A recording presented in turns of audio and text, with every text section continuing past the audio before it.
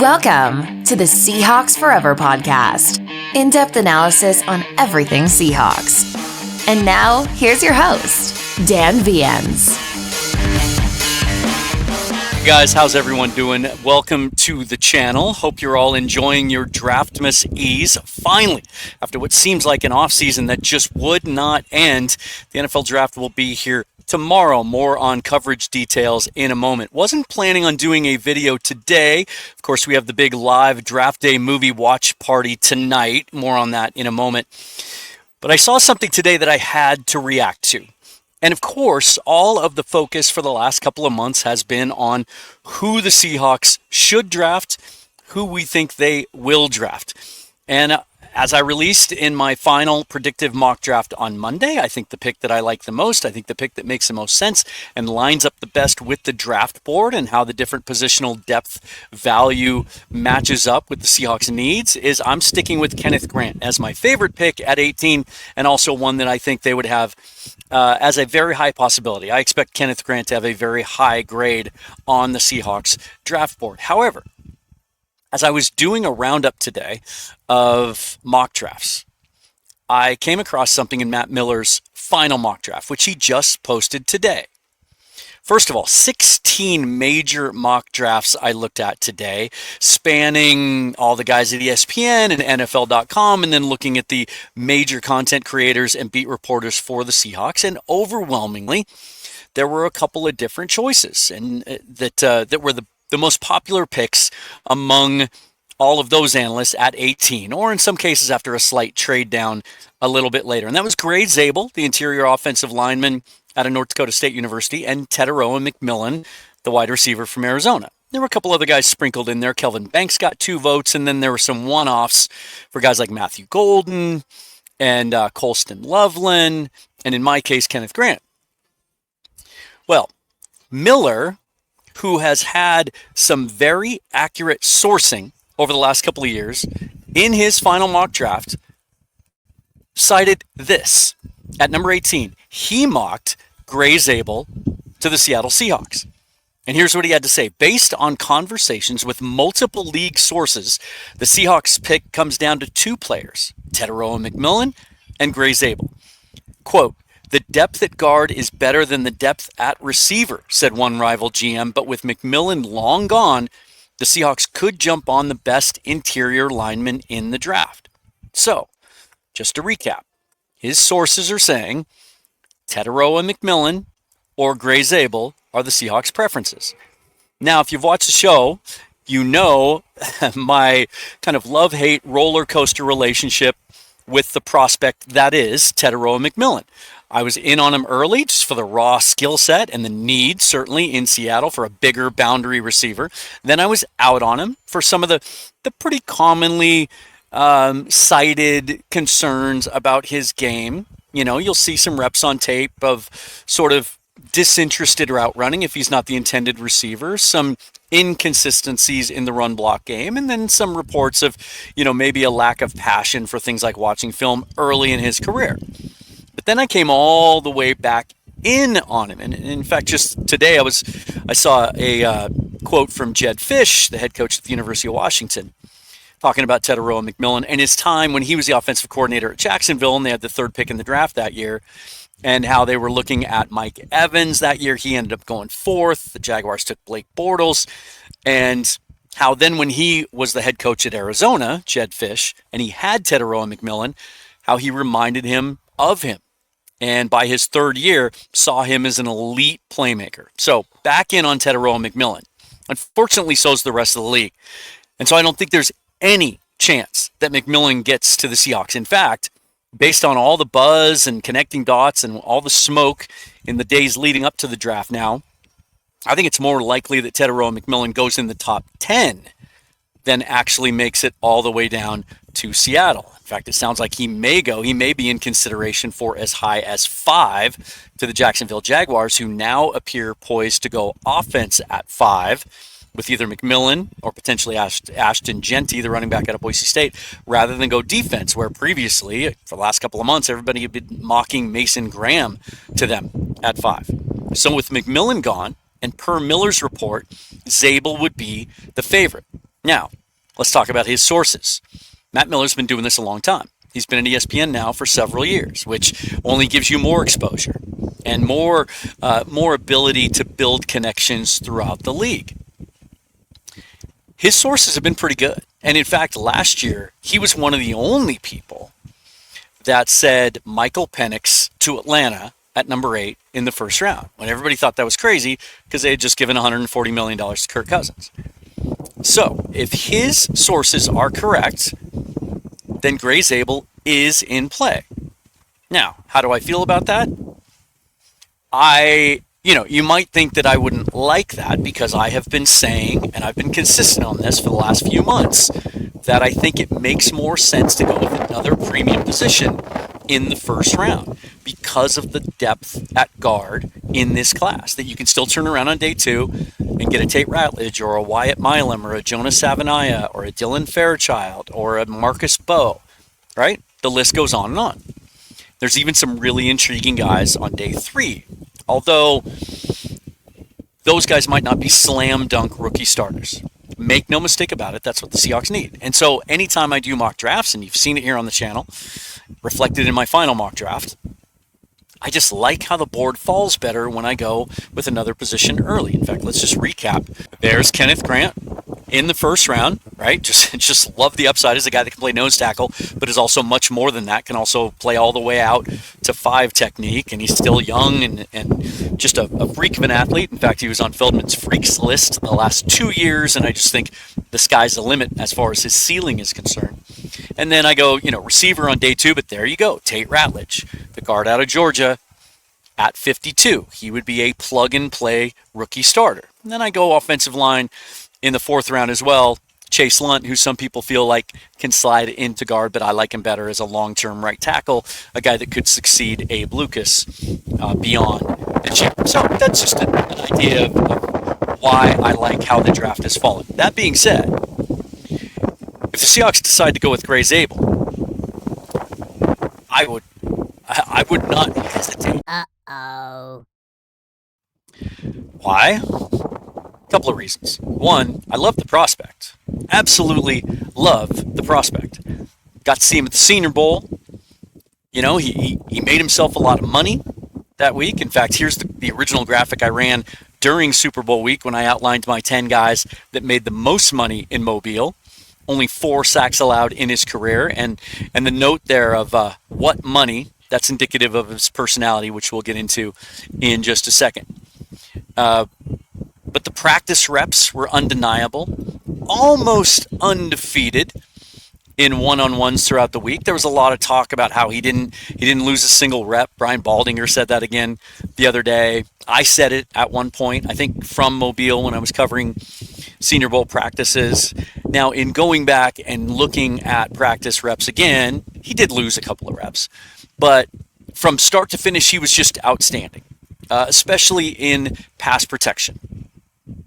And a couple of things that I love the most about Zabel, first of all, his positional versatility. He played all 5 positions at North Dakota State, was a full-time starter right tackle at one point, played quite a bit of left guard, a little bit of right guard and center, and then in his senior year, because of necessity, kicked out to left tackle and was first team All-FCS All-American. Only allowed 4 sacks, as mentioned before, in his entire career. But he is a PFF darling, regardless of how you feel about PFF scores. His pass blocking grade, 93.1. His run blocking grade, 86.4. His zone grade, which Seahawks obviously under Clint Kubiak will be running that outside zone scheme, 84.5. His true pass set pass block grade, 88.3. Extremely versatile player. And then he goes to the combine, he tests outstanding, an excellent fit in that outside zone scheme because of how well he can move. He can get out to the second level, he can pull, he can get outside, but also stout enough to hold up against power. It's a rare combination. But there's more to it than that when it comes to Graham Zabel. It's the man. It's the personality, right? It's just, he just comes across as a guy that's just genuine blue collar, all about football. And just to give you a little glimpse of that, just as a reminder, here's a little clip from a short conversation I got to have with him at the Senior Bowl. How would you assess your first day down here? It was good. Got to come out and put the pads on and compete against the guys, but there's going to be some stuff we got to clean up in film, hand placement, foot angles, all that stuff. So looking forward to getting to the film room and kind of clean up what was off. Coming from the FCS level to best collection of talent college football has to offer, didn't seem like the game was too fast for you. How'd that feel today? Yeah, it felt really well. NDSU prepares you for the next level and going against top dudes day in and day out. So coming down here, it was a good change of pace off the bat, but kind of settled in right away. Played tackle and guard for the Bison, but I saw some center today. They're moving you all over the place. What did they tell you the plan was for you this week? Could have played offensive line this week, so just put me in wherever and go and try and do my best and compete. Any contact with the Seattle Seahawks yet? I'm not for sure yet. Okay. So he hadn't talked to the Seahawks at that point, but he did have an official meeting with them at a formal interview at the Combine. They didn't bring him in for a 30 visit, but they had that interview at the Combine. A couple of other reasons that Zabel makes so much sense for the Seahawks, and I can absolutely see him getting a high grade on their board, is he checks all the boxes, not just as a football player, right, and the upside and the fit, but we're talking about a guy who the first couple of days at the Senior Bowl was getting most of the headlines. Like him, Mike Green, and Shamar Stewart, I would say. Those first 2 days were the biggest headline grabbers at the Senior Bowl, just dominated their positions in practice. Stewart and Green checked out on Thursday. They felt like they had done enough, and they didn't want to risk, I guess, having a bad Thursday or getting hurt or playing in the game. And so they left, right? We're seeing more and more of that now in the process. Guys not doing everything, not doing the full testing, spectrum at the Combine or at their pro day, things like that. Zabel stayed, even though he didn't have to. I think he made his impression. He could have left. I don't think it would have hurt his draft stock. Then he went to the Combine, did everything. And then you hear tons of reports about how teams loved him in the interview process. One of the A+ guys in that process. That was pointed out with a bunch of anonymous quotes from NFL personnel in Bob McGinn's annual column. And McGinn's been covering the league for decades, has a bunch of great contacts. The teams just absolutely love Graham Zabel. We know how much the Seahawks value character. He stayed at NDSU, turned down 7-figure NIL offers to leave NDSU and go to bigger programs. But he stayed. He got some NIL money at NDSU. And you know what he did with it? He spent it on farmland, corn fields, specifically, I believe. Has a degree in agribusiness, so setting himself up long-term for life beyond football. If the Seahawks were to take Graham Zabel, it would mark a historic change in how John Schneider has approached the draft. He's never taken an interior offensive lineman that high. Now, they took James Carpenter in the first round, and he ended up playing guard as a rookie, but that wasn't necessarily the intention for him when they drafted him. He was a tackle at Alabama, and I think that was option number one. They ended up making a guard out of him. It would line up with everything that John Schneider's been telling you this entire offseason and how he's, backed up his words with action and how he's approached that position in the offseason. He has talked about, as much as many people have tried to deny this or ignore it, he has admitted the entire offseason that offensive line is a need, that they recognize that, they acknowledge it, they agree with it, and they are going to address it, that they have a plan. Part of their plan was to attack the position aggressively in free agency. They went after Will Fries, the best zone guard certainly available in free agency, and probably the best overall guard that was available in what was a very weak free agent class. That was the guy they targeted, and they went all in. They offered him the biggest contract that they have ever paid an offensive lineman in their history. We know that they obviously didn't get Fries. He goes to the Vikings. The Vikings went 2 years beyond the Seahawks offer. Were willing to waive the physical, even though Fries was coming off a severe broken leg injury that cost him half the season in Indianapolis. They basically took a shot at winning the negotiation, and along with it came some risk. Seahawks just weren't willing to go there, and we've been over that, right? Then they decided not to pivot and throw a bunch of money at any of the other guard options on the market. Now they brought almost all of them in for visits. They just didn't see the value, and they weren't sold on those players as people, players, and players that would be better than what they had.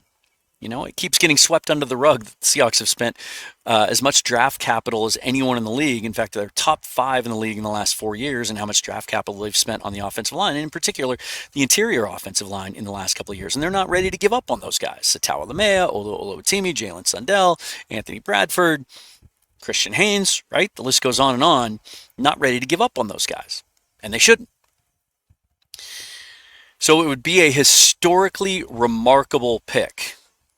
It would also amount to a tremendous depth of goodwill, I think, among the fan base. There would be a massive exhale among Seahawk fans and those who cover the team. And honestly, it would be a relief for me and probably everyone else who does what I do, because we just have to talk about it all the time.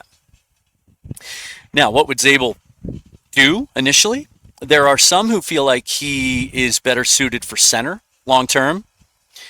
I am bullish on Olo Otimi, and even maybe a little bit more so Jalen Sundell. I've talked about that a lot.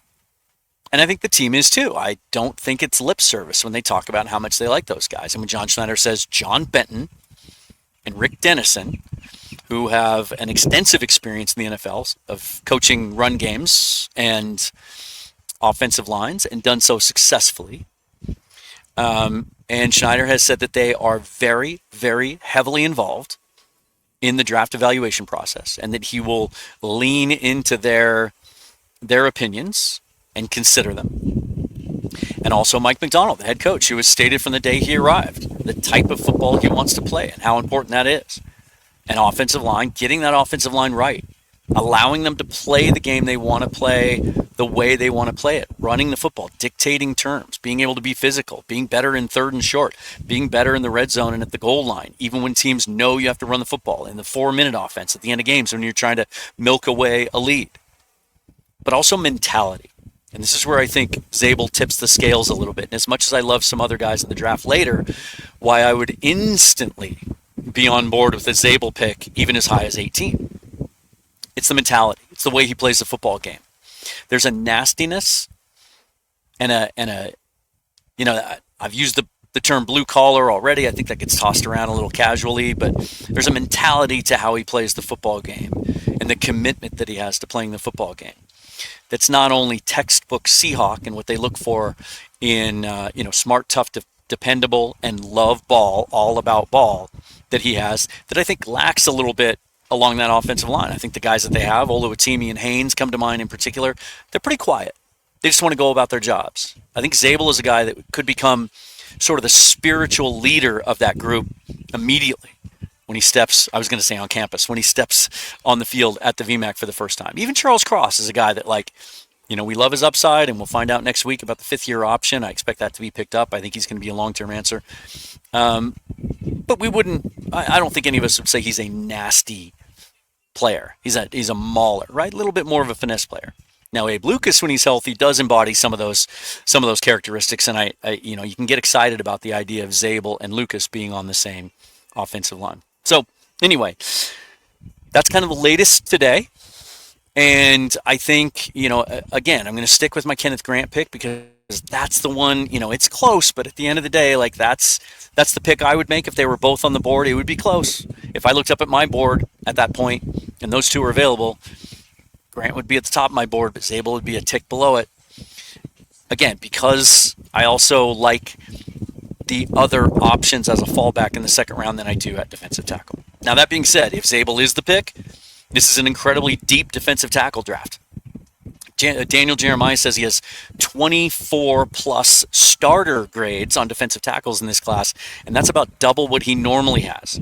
All shapes and sizes, too. You have your smaller, penetrating 3 techniques, guys like Omar, Norman, Lott, You have your bigger nose tackle types, a bunch of them in this draft, something that's been lacking in the last few drafts, guys that are 330, 340 pounds. Some of those guys that are sort of early down run stuffers only that don't give you a lot of pass rush upside, so you can get later in the draft. Guys like Cameron Jackson out of Florida, guys like Wyatt Black from Iowa, Nazir Stackhouse from Georgia, maybe even to some extent Jamari Caldwell out of Oregon, although I think he's going to go on day 2. And now after the news today, the Seahawks have released and cut ties with Cameron Young, who was drafted just 2 years ago out of Mississippi State, someone that they had high hopes for when they drafted him in the 4th round as a future nose tackle, but who could just never get healthy. And I assume if it hasn't been reported already, that we're probably talking about an injury settlement there. That defensive line is incredibly thin. Which is why in the hot take mock draft, the episode that I did last week with the guys Mitch and Josh from the 12 Talk podcast, one of my 2 hot takes was that the Seahawks are going to draft 2 defensive tackles. I've had a lot of you tell me that defensive line isn't a need this year, and much of that is in response to my preference for taking Grant in the 1st round. Vehemently disagree because it's incredibly thin. After Jaron Reed and Byron Murphy and Leonard Williams, what do you have? It was Cameron Young, and that was it. Well, now Young's not on the roster. So I think the Seahawks are back to potentially drafting 2 defensive tackles in this draft. I would expect to see one, if Zabel would be the pick in the 1st round, I would expect to see one in the 2nd round. And that would be your guy that could maybe move all the way up and down the line and do some things, have some more upside, be really versatile. We know they like Ty Robinson. They've been attached to him, connected to him for months. They had him in for a 30 visit. A guy like Sanders out of South Carolina, a guy like West out of Indiana might fit that mold. Maybe an Alfred Collins out of Texas could be a day 2 guy. There's some others as well. And then later in the draft, some of those other names that I mentioned that might be nose tackles only, you can get a lot of value with them, maybe with one of those 2 5th round picks that they have. So defensive tackle still a massive need. But just wanted to kind of get into that. Again, wasn't planning on it today. That's why I'm not in my studio. I'm sitting outside on a patio at a Starbucks, soaking in some of the sun, which is why it's a little bit breezy. Sorry about that. I've had a couple of big wind gusts that I've had to kind of stop and start. I'll try to edit those out. But wanted to check in and just kind of give you my thoughts on the Matt Miller report, because of all of the big mock drafts and these last-minute mocks that we get, which from some of these guys that are really well connected, are more source based. They're not just them spitballing. They're not just them trying to match up the best need on their big board with each team. But as much as they can, some of these guys try to incorporate the intel they're getting. But Miller's the only one that has quoted sources and worked that into his choice. For example, on the flip side, Peter Schrager came in with his 1 yearly mock that he does right before the draft. And last year, he was the most accurate 1st round mock drafter. And in the past, his sources have been really good, even when it comes to the Seahawks. He had the Seahawks connected to Darrell Taylor in 2020, and no other teams or no other mock drafters did. Schrager has Zabel going to the Seahawks as well, but he doesn't quote any specific sourcing. He's just connecting dots. Miller is sourcing it, so I think it's worth paying attention to. Tonight, we're going to watch the movie Draft Day. If you've never seen it, or if you watch it like I do every year, and it's a guilty pleasure of yours for all of the cheese and the cornball aspects of it, it is a fun watch, and we're going to do it together. And so check out my Twitter feed at Seahawks Forever. All the instructions are there. We're going to get together at 7:30 p.m. Pacific time. We're going to sync it up in a certain way so that we can all kind of hit play at the same time and watch it together off screen. I can't show the movie to you. Obviously, there's copyright issues. The great news is this year it's on Netflix. Just showed up recently, whereas in years past you've had to pay to rent it. Last year I had to get it on Prime. So we'll do that tonight, and then tomorrow and Friday, full coverage throughout both days of the draft, live watch parties, a ton of special guests coming up both Thursday and then throughout the show on Friday. I'll unveil those very shortly. So be sure to check in on that. And then Saturday, of course, after the draft wraps up, I will do a full reaction show. And then I'll be hitting the road. My girl and I are going on to our next stop, so we have a 4-day cross-country drive ahead of us that starts on Sunday. But as news comes out, undrafted free agency, other signings, cuts, things of that nature, I will be able to react to those.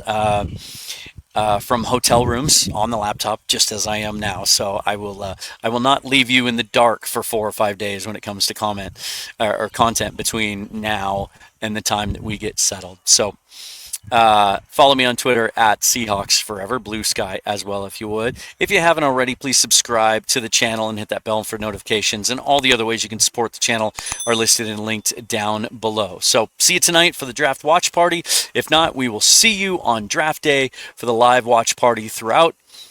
It's almost here, you guys. Can't wait. Is it going to be Graham Zabel or is it going to be somebody else? It'll be a fascinating exercise in looking back at all of the speculation and conjecture and what has been one of the most sort of tumultuous and unpredictable draft seasons and mock draft seasons that I've ever experienced. So I'm Dan. This is Seahawks Forever. Thanks for watching. Forever and always, go Hawks.